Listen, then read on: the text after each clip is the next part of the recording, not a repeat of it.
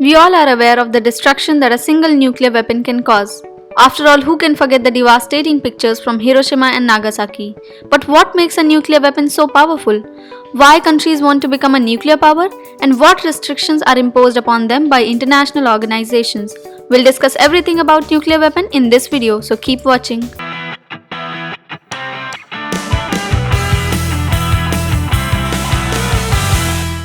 A nuclear weapon, also known as nuclear warhead, is a device of mass destruction that derives its destructive force from nuclear reactions, either fission or fusion. So what are these fusion and fission reactions? We know that at the center of every atom there's a nucleus, and breaking the nucleus apart or combining two nuclei together can release huge amount of energy, and that energy is used by a nuclear weapon to cause destruction. And based on these reactions, a nuclear weapon is divided into two broad categories. One is atomic bomb, wherein fission reaction takes place, and the amount of energy it releases is approximately 20,000 tons of TNT. The other one is hydrogen bomb or thermonuclear bomb, in which both fusion and fission reactions takes place, and the amount of energy it releases is approximately 10 million tons of TNT. So now you know that hydrogen bomb is even more deadly than an atom bomb. It's around 1000 times more powerful than an atomic bomb, and you can imagine the amount of destruction it can cause. And that's why they are considered much more difficult to successfully design and execute. Till now, only 6 countries have conducted thermonuclear weapon tests. They are USA, Britain, France, Russia, China and India. Talking about nuclear fuel or the elements used in these reactions, so only certain isotopes of certain elements can undergo fusion and fission reaction. Like plutonium-239 and uranium-235 are the most common isotopes used in nuclear weapons. America was the first country to develop nuclear weapon and use it in World War II against Japan, which ultimately brought an end to the war. But then after that, Cold War started, जिसमें दुनिया की दो सबसे powerful countries आमने सामने थी, USA and USSR.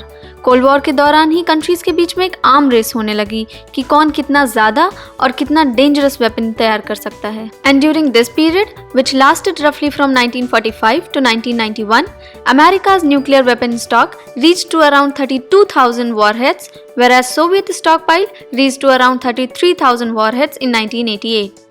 But after the disintegration of Soviet Union and end of Cold War, many strategic weapons were retired or dismantled to comply with several arms control negotiations. And at present, only these 9 countries have nuclear weapons as per Arms Control Association.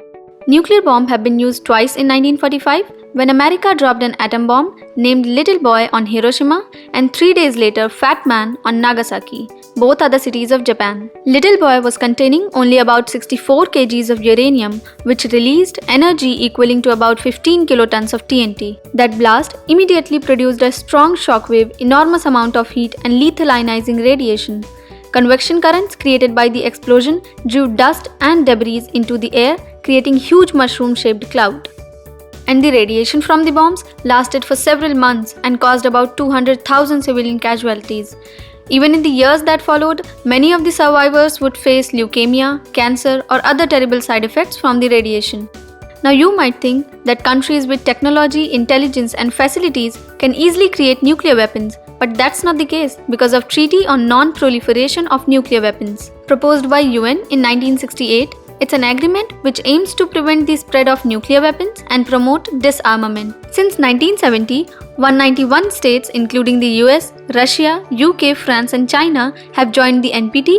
The 5 countries are called the nuclear weapon states and are allowed to have nuclear weapons because they built and tested a nuclear explosive device before the treaty came into effect. Even though they have nuclear weapons, under the agreement they have to reduce how many they have and can't keep them forever. Also, India and Pakistan have never joined the NPT and North Korea left it in 2003.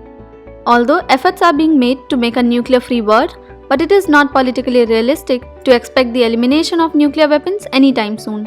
That's all for this video. If you found this video useful, consider subscribing to our channel and hitting that thumbs up button.